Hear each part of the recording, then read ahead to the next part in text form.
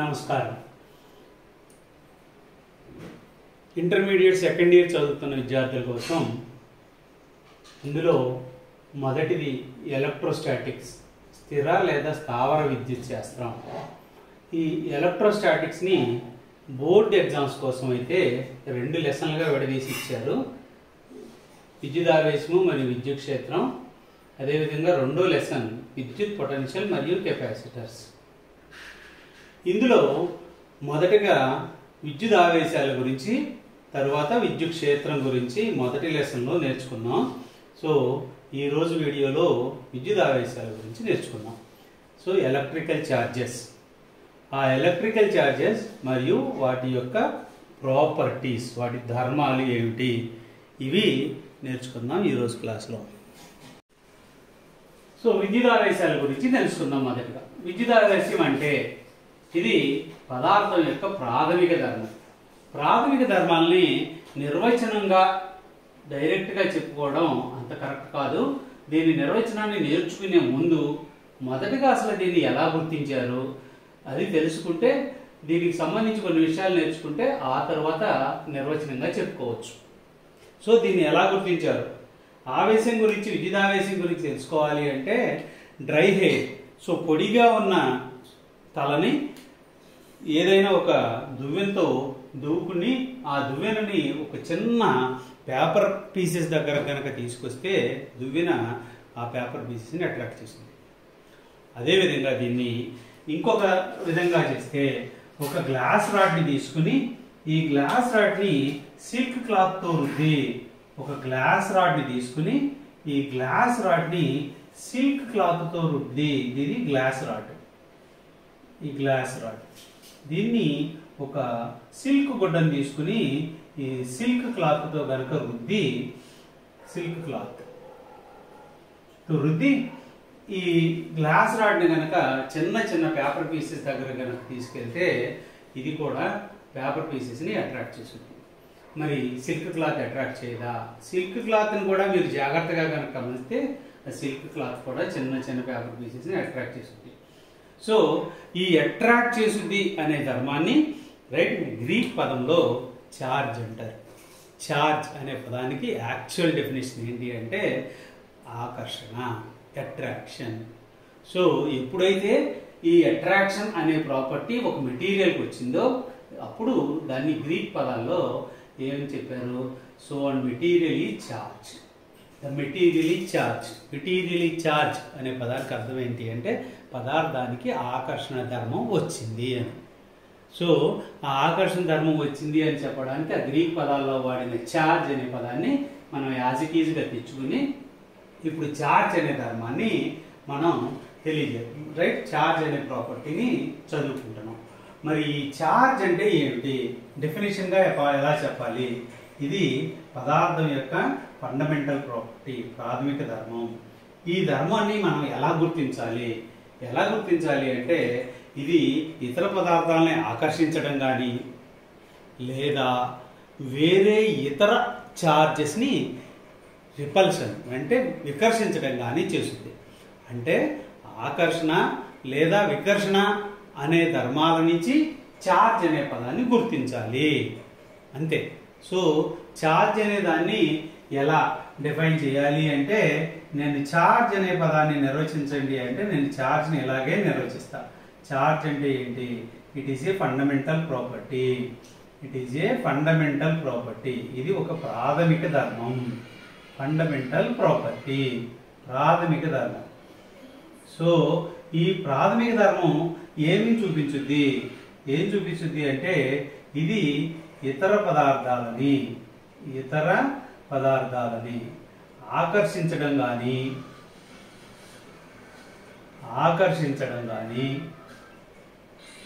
ఆకర్షణ లేదా వికర్షణ కానీ, వికర్షించడం రిపల్షన్, వికర్షణ కానీ చూపించుతుంది. ఆకర్షణ కానీ వికర్షణ కానీ అనే ధర్మాలను చూపిస్తుంది.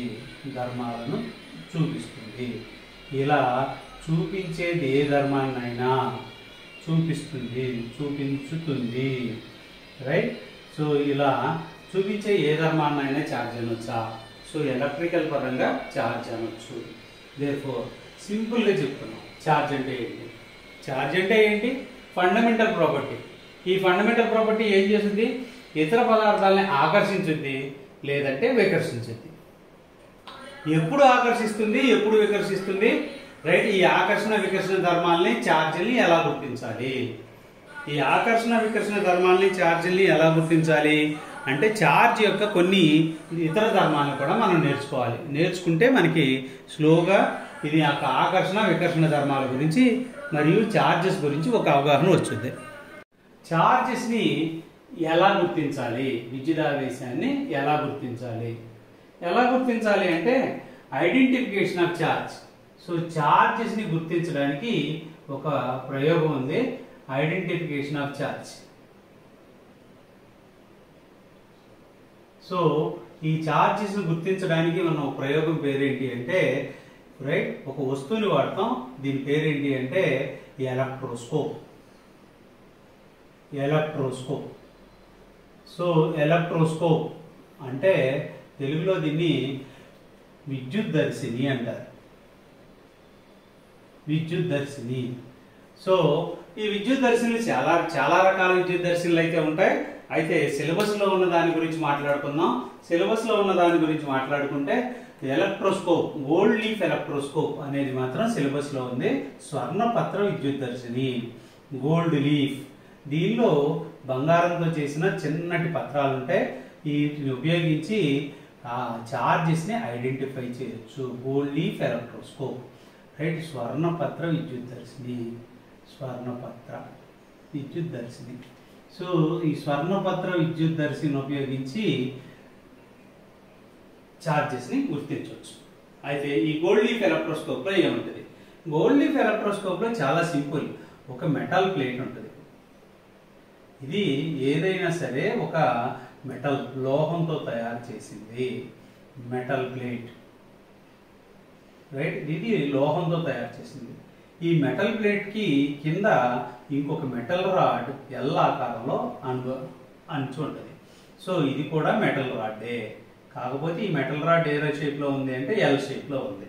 సో ఇది metal rod. Metal rod L shape లో ఉన్న మెటల్ రాడ్. ఈ మొత్తం ఏర్పాటుని ఏం చేస్తారు అంటే ఒక గాజు జాడీలో బిగించి ఉంచుతారు. రైట్. ఒక గాజు జాడీలో ఏర్పాటు చేసి ఉంచుతారు. అప్పుడు ఈ మెటల్ ప్లేట్ ఈ జాడీకి మూతలాగా ఉంటుంది. దీనిలో ఇంకా ముఖ్యమైన భాగం, చాలా ముఖ్యమైన భాగం ఏంటి అంటే ఇదిగో ఈ గోల్డ్ లీఫ్ స్వర్ణపత్రాలు చాలా తక్కువ బరువు ఉన్న బంగారంతో 2 పెటల్స్ అంటే 2 చిన్న ఆకుల్లాగా బంగారాన్ని బాగా సన్నగా తయారు చేసి ఈ ఎల్ షేప్ మీద ఉంచుతారు. ఇలా ఉంచితే రైట్ ఏం జరుగుతుంది అంటే ఛార్జెస్ ని ఎలా గుర్తించాలి? ఒకవేళ నేను ఏదైనా ఒక వస్తువుని తీసుకొచ్చి ఇక్కడ ఈ గ్లాస్ రాడ్ మీద గనక ఏ ఛార్జీ లేకపోతే ఈ పత్రాలు, స్వర్ణ పత్రాలు అదే విధంగా ఉంటాయి. వాటిలో ఏ విధమైన మార్పు కనిపించదు. కానీ మనం ఇదే గ్లాస్ రాడ్ని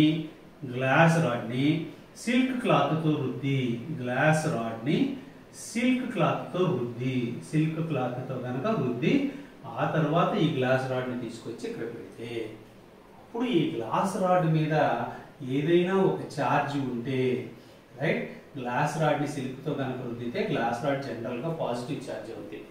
ఈ గ్లాస్ రాడ్ మీద ఛార్జ్ ఉంటే దాన్ని ఎప్పుడైతే ఈ మెటల్ మీద పెడతామో ఈ మెటల్లో నుంచి ఈ మెటల్ రాడ్ ద్వారా ఛార్జ్ ఇక్కడ వరకు ప్రవేశించి ఈ స్వర్ణ పత్రాలుకి ఛార్జ్ చేరడం వలన ఈ 2 స్వర్ణ పత్రాల మధ్య దూరం పెరుగుతుంది. ఈ 2 పత్రాల మధ్యలో దూరం పెరుగుతుంది. సో ఆ 2 పత్రాలు దూరంగా జరిగితే అర్థం ఏంటి అంటే నేను ఇక్కడ తీసుకొచ్చిన రాడ్కి ఆవేశం ఉంది అని అర్థం. అయితే ఎలక్ట్రోస్కోప్ని 2 రకాలుగా వాడచ్చు. ఎందుకు వాడచ్చు ఎలక్ట్రోస్కోప్ని? ఒకటి రైట్ ఐడెంటిఫికేషన్ ఆఫ్ ఛార్జ్, ఒక పర్పస్ కోసం వాడచ్చు. Identification of charged object charged ఆబ్జెక్టా కాదా అనే దానికోసం వాడచ్చు చార్జ్డ్ ఆబ్జెక్ట్. సో మనకి ఇచ్చిన వస్తువు ఛార్జ్ ఆబ్జెక్టా కాదా అనేది ఐడెంటిఫై చేయడానికి వాడచ్చు. రెండవది ఎలక్ట్రోస్కోప్ని ఎందుకు వాడచ్చు అంటే right to measure the quantity of charge. So ఎంత ఛార్జ్ ఉంది దీని మీద, క్వాంటిటీ ఆఫ్ ఛార్జ్. సో ఎంత ఛార్జ్ ఉంది అనేది గుర్తించడానికి కూడా వాడవచ్చు. మరి అయితే ఇప్పుడు ఛార్జ్ ఎన్ని రకాలుగా ఎగ్జిస్ట్ అవుతుంది, ఛార్జ్ ఎన్ని రకాలుగా ఎగ్జిస్ట్ అవుతుంది అంటే స్వర్ణపత్ర విద్యుద్దర్శి నుంచి తెలుసుకున్నది ఏంటి అంటే ఛార్జ్ రెండు రకాలుగా ఎగ్జిస్ట్ అవుతుంది. అయితే ఈ ఛార్జ్ని రెండు రకాల ఛార్జీలని గుర్తించవచ్చా? ఎస్, స్వర్ణపత్ర విద్యుద్దర్శిని ఉపయోగించి రెండు రకాల ఛార్జీలని కూడా గుర్తించవచ్చు. రైట్, ఎలా జరుగుతుంది ఇదంతా? First identification of charge object. చూడండి, ఇందులో చాలా స్పష్టంగా గ్లాస్ రాడ్, ఏ ఛార్జీ లేని గ్లాస్ రాడ్ని కనుక తీసుకొచ్చి పెడితే ఈ పత్రాల మధ్యలో ఏ విధమైన చలనము ఉండదు. అదే గ్లాస్ రాడ్ని రైట్ ఒక సిల్క్ క్లాత్ తో రుద్ది ఆ గ్లాస్ రాడ్ని కనుక తీసుకొచ్చి ఇక్కడ ఉంచితే వెంటనే ఈ రెండు స్వర్ణ పత్రాలు దూరంగా జరుగుతాయి. మరి క్వాంటిటీ ఆఫ్ ఛార్జ్, సో ఈ ఛార్జ్ ఐడెంటిఫై అయిపోద్ది. అంటే మీకు ఇచ్చిన రాడ్ ఛార్జ్డ్ రాడ్ అయితే పత్రాలు దూరంగా జరుగుతాయి. మీకు ఇచ్చిన రాడ్ ఛార్జ్డ్ రాడ్ కాకపోతే పత్రాల్లో ఏ చలనము ఉండదు. ఛార్జ్ని గుర్తించవచ్చు. ఛార్జ్ని గుర్తించిన తర్వాత ఎంత ఛార్జీ ఎలా గుర్తిస్తాం? క్వాంటిటీ ఆఫ్ ఛార్జ్ ఎలా గుర్తిస్తాం అంటే వీటి మధ్య ఉన్న దూరాన్ని బట్టి ఎక్కువ దూరం జరిగితే దీని మీద ఎక్కువ ఛార్జ్ ఉన్నట్టు, తక్కువ దూరం జరిగితే తక్కువ ఛార్జ్ ఉన్నట్టు. మరి నేను ఫస్ట్ గ్లాస్ రాడ్ని తీసుకొచ్చి ఇక్కడ పెట్టాను. ఈ రెండు పత్రాలు బాగా దూరంగా జరిగినాయి. ఆ తర్వాత స్లోగా ఈ సిల్క్ రాడ్ని కనుక తీసుకొచ్చి పెట్టా, గ్లాస్ రాడ్ని తీసుకెళ్ళిపోయి అప్పుడు ఏమవుతాయి? దూరంగా ఉన్న రెండు పత్రాలు దగ్గరగా వస్తాయి. దగ్గరగా వచ్చినాయి అంటే గ్లాస్ రాడ్ మీద ఉన్న ఛార్జీ సిల్క్ రాడ్ మీద ఉన్న ఛార్జీ ఒకే రకము కాదు. ఈ రెండు మీద వేరు వేరు రకాల ఛార్జీలు ఉన్నాయని అర్థం. వేరు వేరు ఉన్నాయని మనకెలా తెలుసు? నేను గ్లాస్ రాడ్ని తీసుకొచ్చి పెడితే ఈ పత్రాలు రెండు దూరంగా జరిగినాయి. అదే సిల్క్ క్లాత్ని గ్లాస్ రాడ్ని తీసేసి సిల్క్ క్లాత్ని తెచ్చి పెడితే ఈ దూరంగా ఉన్న పత్రాలు రెండు దగ్గరగా జరిగినాయి. అంటే వేరు వేరు రకాల యాక్షన్లు చూపిస్తున్నాయి ఈ రెండు. ఆ రెండు వేరు వేరు రకాల యాక్షన్లు బట్టి మనం ఏం అర్థం చేసుకోవాలి? ఈ రెండు మీద ఉన్న ఛార్జీలు రెండు వేరు వేరు రకాల ఛార్జీలు అని గుర్తించాలి.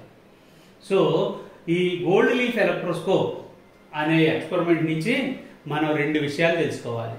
ఏంటి అంటే ఛార్జ్ని గుర్తించడం, ఛార్జ్ యొక్క స్వభావాన్ని గుర్తించడం. ఛార్జ్, ఒక వస్తువు ఛార్జ్డ్ ఆబ్జెక్టా కాదా గుర్తించాం. ఆ తర్వాత దాని మీద ఉన్న ఛార్జ్ యొక్క నేచర్ ఏమిటి, దాని మీద ఉన్న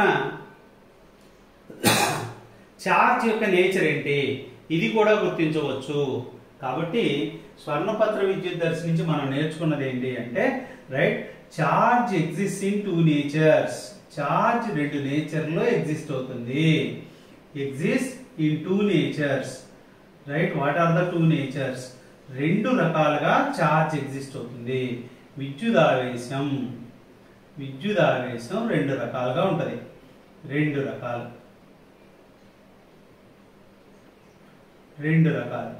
ఏంటి రెండు రకాలు అంటే ఒకటి positive type, positive charge. Right, positive charge. Right, ధనావేశం. రెండోది నెగిటివ్ ఛార్జ్ అంటే రుణావేశం. సో ఛార్జ్ ఇలా రెండు రకాలుగా ఉంటుంది. రుణావేశం, సో ధనావేశం, రుణావేశం రెండు రకాల ఆవేశాలు ఉంటాయి. మరి ఈ ధనావేశాన్ని రుణావేశాన్ని గుర్తించిన తర్వాత ఛార్జ్ యొక్క ప్రాపర్టీస్ ఏంటి? సో ఛార్జ్, మొదటి ఛార్జ్ రెండు రకాలు, పాజిటివ్ ఛార్జ్, నెగిటివ్ ఛార్జ్. ఆ తర్వాత ఈ ఛార్జ్ యొక్క ప్రాపర్టీస్ ఏంటి, ఎన్ని రకాల ధర్మాలను చూపిస్తాయి, ఇది నేర్చుకుందాం.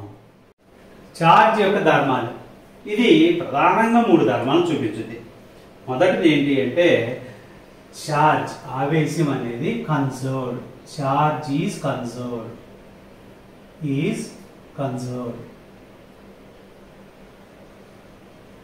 రైట్, దీనికి అర్థం ఏంటి? Charge is conserved. సో ఆవేశం, విద్యుదావేశం నిత్యత్వ సూత్రం. విద్యుదావేశ నిత్యత్వ సూత్రం అంటే ఏమిటి? విద్యుదావేశ నిత్యత్వ సూత్రం అంటే ఏంటి అంటే విద్యుదావేశాన్ని మనం సృష్టించలేం, విద్యుదావేశం సృష్టించం. రైట్, సృష్టించలేం, నాశనం చేయలేం.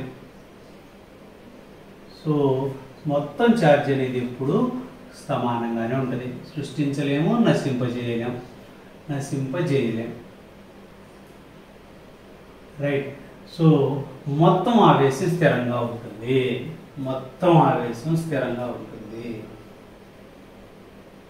మొత్తం విద్యుదావేశం స్థిరంగా ఉంటుంది. మరి దీన్ని అర్థం చేసుకోవడం ఎలా? స్థిరంగా ఉంటుంది. దీన్ని అర్థం చేసుకోవడం ఎలా అంటే ఇప్పుడు నేర్చుకుందాం. చూడండి, ఒక పదం చెప్తా, దీని నుంచి దీన్ని కంటిన్యూ చేద్దాం. సో ఈ పదం ఏమిటి? ఈ పదం ఏంటి అంటే ఏ పదార్థమైనా తీసుకోండి, ఏ పదార్థమైనా సరే ఎలక్ట్రికల్లీ న్యూట్రల్. అంటే ఏంటి? ఎలక్ట్రికల్లీ న్యూట్రల్ అంటే ఏంటి అంటే ఇది ఎలక్ట్రికల్గా అంటే విద్యుత్ ఆవేశాల పరంగా న్యూట్రల్, ఏ ఆవేశము లేదు. మరి ఈ పదానికి అర్థం ఏంటి? పదార్థం ఏదైనా సరే ఎలక్ట్రికల్లీ న్యూట్రల్ అంటే దానిపైన ఏ ఆవేశము లేదు అంటే అర్థం ఏంటి? అంటే దీని అర్థం ఏంటి అంటే రైట్, అంటే దీని అర్థం ఏమిటి? ప్రతి పదార్థంలో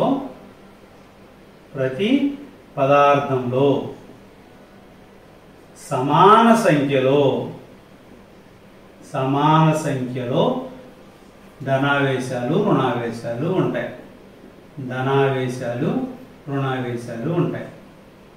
సమాన సంఖ్యలో ధనావేశాలు రుణావేశాలు ఉంటాయి, అంతే తప్ప ఆవేశాలు లేవు అని కాదు.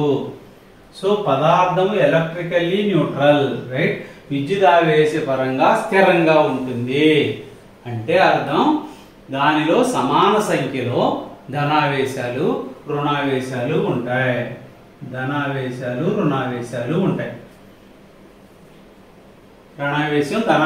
రుణావేశం ఉంటాయి, సమాన సంఖ్యలో ఉంటాయి. ఇది దీని అర్థం. అంతే తప్ప అసలు ఆవేశమే లేదు అని కాదు.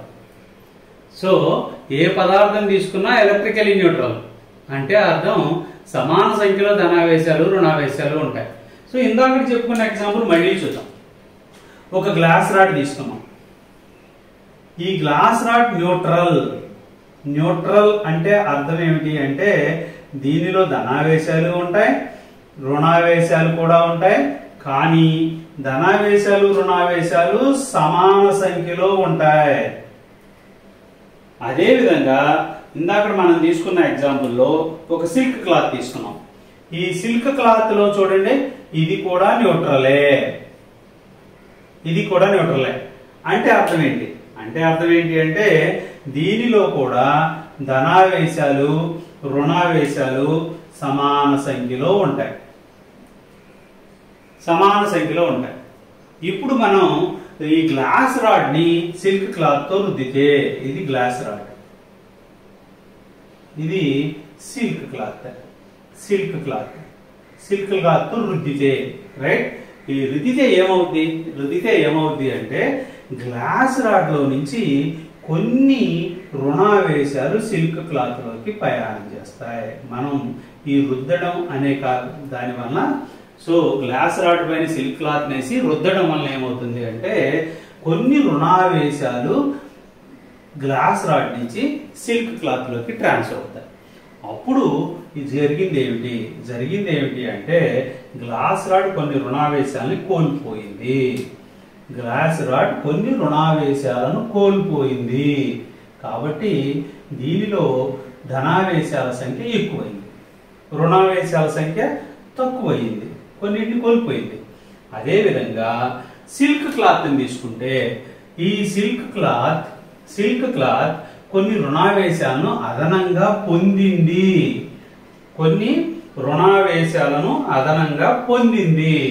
దేర్ఫోర్ రుణావేశాలను అదనంగా పొందింది. కాబట్టి ఇది కోల్పోయింది రుణావేశాన్ని, ఇది పొందింది. కోల్పోయిన వాడు పాజిటివ్లీ ఛార్జ్డ్ అయ్యాడు, పాజిటివ్లీ ఛార్జ్డ్ అయింది. అదనంగా పొందిన వాడు నెగిటివ్లీ ఛార్జ్డ్ అయ్యాడు. కానీ నేను మొత్తం ఛార్జెస్ని కనుక కూడితే ఇందాకడ మొదటగా దీనిలో ఎన్ని పాజిటివ్, దీనిలో ఎన్ని పాజిటివ్ ఉన్నాయో స్టిల్ అన్నీ పాజిటివ్ ఉంటాయి. దీనిలో ఎన్ని నెగిటివ్, అన్ని నెగిటివ్ ఉన్నాయో అన్ని నెగిటివ్లు ఉంటాయి. కాకపోతే దీనిలో నెగిటివ్లు తగ్గినాయి, దీంట్లో నెగిటివ్లు పెరిగినాయి. కాబట్టి ఇది పాజిటివ్లీ ఛార్జ్డ్ అయింది, ఇది నెగిటివ్లీ ఛార్జ్డ్ అయింది. సో కోల్పోయిన వాడు రుణావేశాలను కోల్పోయింది కనుక పాజిటివ్లీ ఛార్జ్డ్ అయింది. ఇంకెళ్ళి పొందిన వాడు అంటే రుణావేశాలను పొందింది కనుక నెగిటివ్లీ ఛార్జ్డ్ అయింది. కానీ మొత్తం ఆవేశం ఎక్కడికి పోలేదు, ఒక దానిలో నుంచి ఇంకొక దానిలోనికి మారింది. కానీ మొత్తం ఆవేశాల సంఖ్య కూడితే అది ఎప్పుడూ స్థిరంగానే ఉంటుంది. ఇది చార్జ్ ఈజ్ కన్జర్వేటివ్ అంటే. దేర్ఫోర్ ఇనీషియల్ గా దీనిలో మొత్తం ఎన్ని పాజిటివ్ ఉన్నాయి, దీనిలో ఎన్ని పాజిటివ్ ఉన్నాయి, ఫైనల్ గా కూడా ఈ రెండింటిలో కలిపి అన్నీ పాజిటివ్ ఉంటాయి. ఇనీషియల్ గా ఇందులో ఎన్ని నెగిటివ్ ఉన్నాయి, ఇందులో ఎన్ని నెగిటివ్ ఉన్నాయి, ఫైనల్ గా ఈ రెండులో కలిపి అన్ని నెగిటివ్ ఉంటాయి. సో ఇనీషియల్ గా దీంట్లో పాజిటివ్లు నెగిటివ్లు సమానంగా ఉన్నాయి కాబట్టి న్యూట్రల్, దీనిలో పాజిటివ్ నెగిటివ్లు సమానంగా ఉన్నాయి కాబట్టి న్యూట్రల్. కాకపోతే ఎప్పుడు దీనిలో పాజిటివ్లు ఎక్కువ ఉన్నాయి కాబట్టి పాజిటివ్, దీంట్లో నెగిటివ్లు ఎక్కువ ఉన్నాయి కనుక అది నెగిటివ్లీ ఛార్జ్డ్ గా బిహేవ్ చేస్తుంది.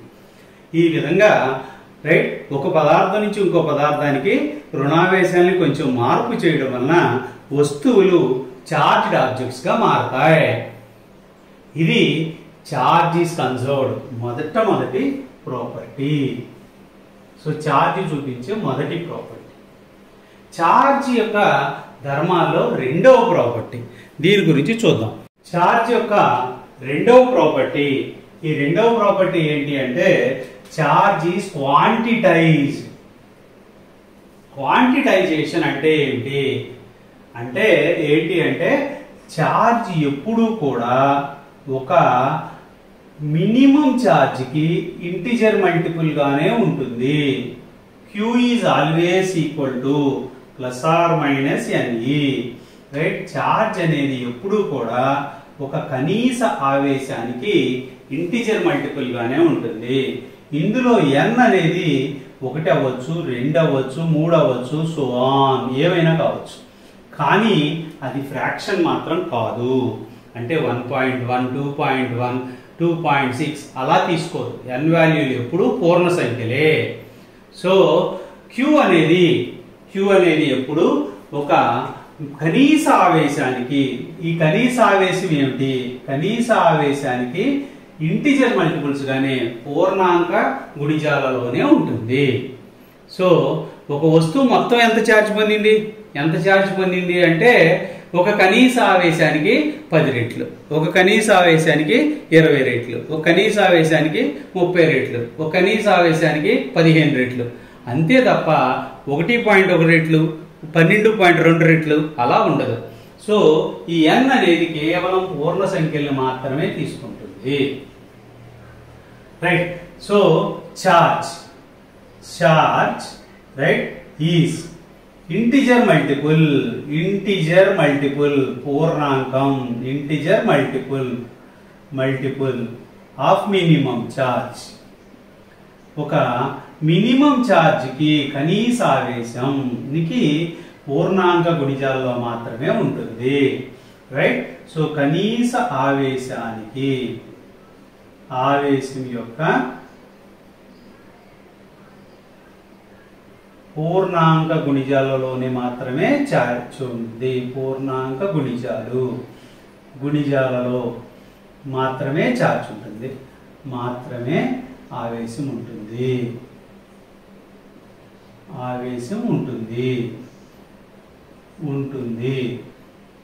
రైట్, సో మరి ఇంతకీ ఆ కనీస ఛార్జ్ ఎంత? ఇక్కడ చెప్పాం కనీస ఛార్జ్ అని. రైట్, మినిమం ఛార్జ్ అంటున్నాం, మినిమం ఛార్జ్ కనీస ఆవేశం అంటున్నాం. ఈ కనీస ఆవేశం ఎంత? సో ఛార్జ్ ఎప్పుడు ఒక కనీస ఆవేశానికి పూర్ణాంక గుణిజాల్లోనే ఉంటది కనుక ఈ కనీస ఆవేశం ఎంత.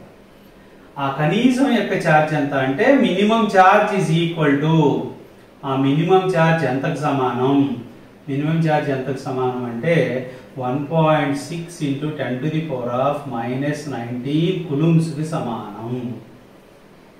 రైట్. ఛార్జ్ అనేది ఇప్పుడు ఒక కనీస విలువకి ఇంటిజర్ మల్టిపుల్లోనే ఉంది. ఆ కనీసం ఎంత అంటే 1.6 ఇంటూ 10⁻⁻19 కులూమ్స్. మరి మూడో ప్రాపర్టీ ఏమిటి అంటే right, charge is additive. Charge అనేది ఎడిటివ్. సో ఇది ఎడిటివ్ ప్రాపర్టీని పాటించుద్ది. నా దగ్గర ఒక వస్తువు మీద Q1 ఛార్జ్ ఉంది, ఇంకో వస్తువు దగ్గర Q2 ఛార్జ్ ఉంది. ఇప్పుడు ఈ రెండింటిని కలిపేస్తే మొత్తం ఛార్జ్ ఎంత ఉంటుంది? మొత్తం ఛార్జ్ Q1 + Q2 ఉంటుంది. ఎందుకనంటే ఇది ఫస్ట్ లా ప్రకారమే. ఫస్ట్ లాలో ఏం చెప్పాము? ఛార్జ్ని మనం నశింపజేయలేం, మనం సృష్టించలేం. కాబట్టి మొత్తం ఛార్జ్ ఎప్పుడు Q1 + Q2నే ఉంటుంది. ఇది ఎడిటివ్ ప్రాపర్టీని పక్కాగా పాటించుతుంది. ఒక దాని దగ్గర Q1 ఉంది, ఇంకొక దాని దగ్గర -Q2 ఉంది. నా దగ్గర మొత్తం ఛార్జ్ ఎంత ఉంటుంది? అంటే Q1 - Q2 charge. So charge అనేది ఎప్పుడూ ఎడిటివ్ ప్రాపర్టీని పాటించుద్ది. సో ఇది ఏం ఎడిషన్? ఆవేశం అనేది స్కేలార్ ఎడిషన్. రైట్. ఇది వెక్టార్ ఎడిషన్ కాదు. ఆవేశం charge is a scalar addition అనేది రైట్. సో ఇది సంకలన ధర్మాన్ని పాటించుద్ది.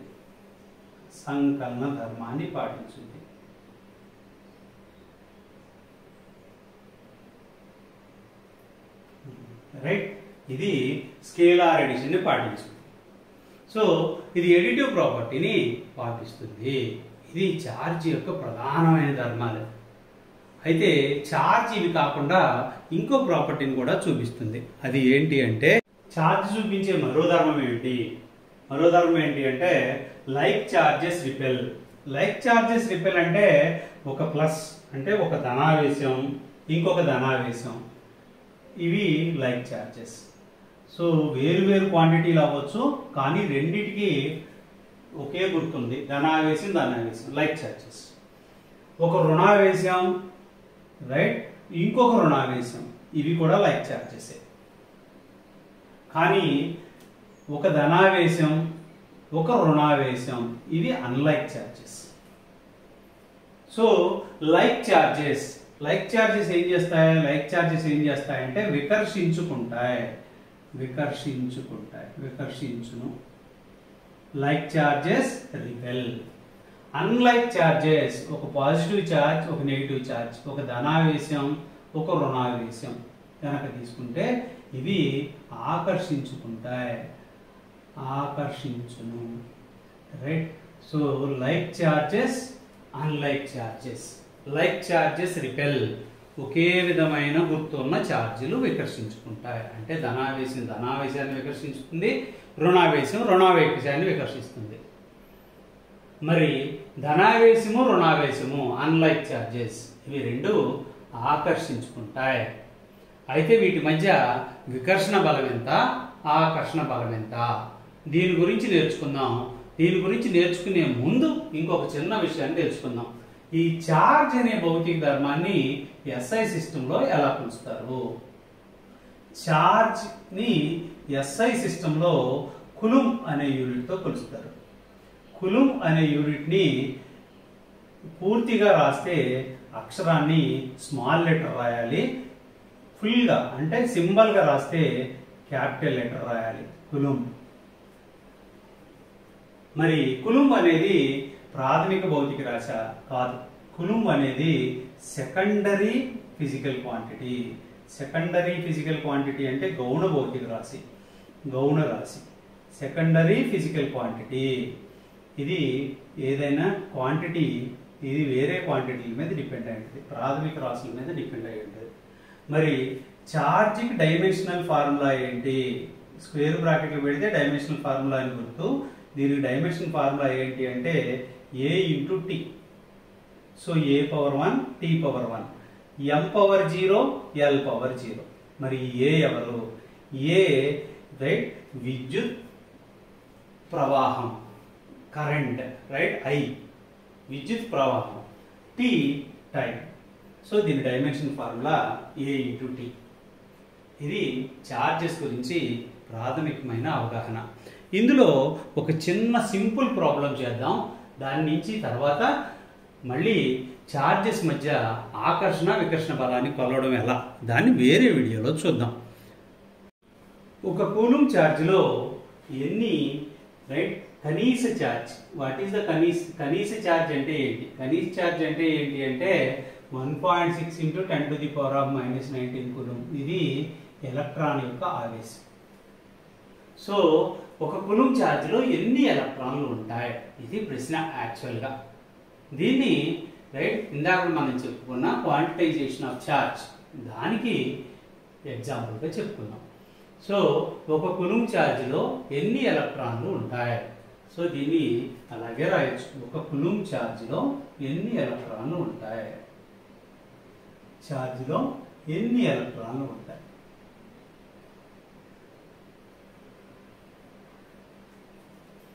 ఎన్ని ఎలక్ట్రాన్లు ఉంటాయి, రైట్? ఇందులో ఎలక్ట్రాన్ యొక్క ఆవేశం, ఎలక్ట్రాన్ యొక్క ఆవేశం ఎంత? ఎలక్ట్రాన్ యొక్క ఆవేశం ఎంత అంటే ఎలక్ట్రాన్ యొక్క ఆవేశం E = 1.6 × 10⁻⁻19 కూలుంబ్స్. సో 1 కూలుంబ్లో ఎన్ని ఎలక్ట్రాన్లు ఉంటాయి, ఇది కనుక ప్రశ్న అయితే దీన్ని ఎలా సాల్వ్ చేయాలి? మన దగ్గర ఉన్న ఫార్ములా Q = Ne. ఇందులో Q అంటే ఎంత? Q అంటే ఎంత అంటే 1 కూలుంబ్. E అంటే ఎంత?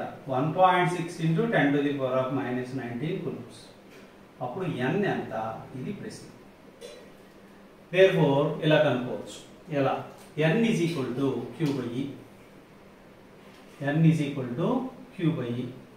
Q అంటే 1, E అంటే 1.6 × 10⁻⁻19. 10⁻⁻19 ని డినామినేటర్ నుంచి న్యూమరేటర్లోకి మారిస్తే 10⁻+19 / 1.6. దీన్ని 10 × 10⁻18 కింద కనుక రాసుకుంటే 10 / 1.6. 10/1.6 6.25 కి సమానం × 10⁻18 ఎలక్ట్రాన్స్. దేర్ఫోర్ ఒక కూలుంబ్ ఆవేశంలో ఎన్ని ఎలక్ట్రాన్లు ఉంటాయి? ఒక కూలుంబ్ ఆవేశంలో మొత్తం 6.25 × 10⁻18 ఎలక్ట్రాన్స్ ఉంటాయి. 1 కూలుంబ్ ఆవేశము సింపుల్గా చెప్తే 6.25 × 10⁻18 ఎలక్ట్రాన్స్ ఇంతకి సమానం.